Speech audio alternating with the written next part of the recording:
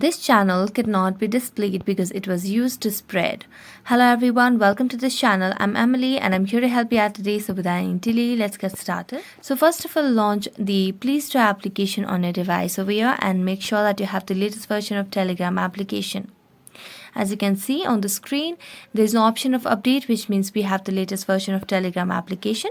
So we're going to go back and then launch the Telegram application on our device over here. So make sure that you're logged into your account.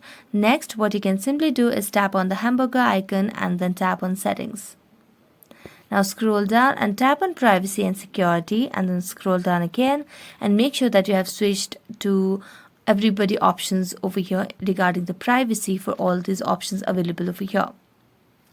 Now after that, what you can simply do is go back and then make a long press on Telegram application again. Then tap on app info and you'll be able to see the option of clear data at the bottom right corner of the screen. So as you tap on it, you can see the option of clear cache. So tap on it and then tap on OK. Next, go to the app permissions and make sure that you have toggled on all the required options over here. Afterwards, you can just go back and make sure that you have stable Wi-Fi connection and your phone is updated to its latest version as well. So thank you so much for watching this video. See you next time.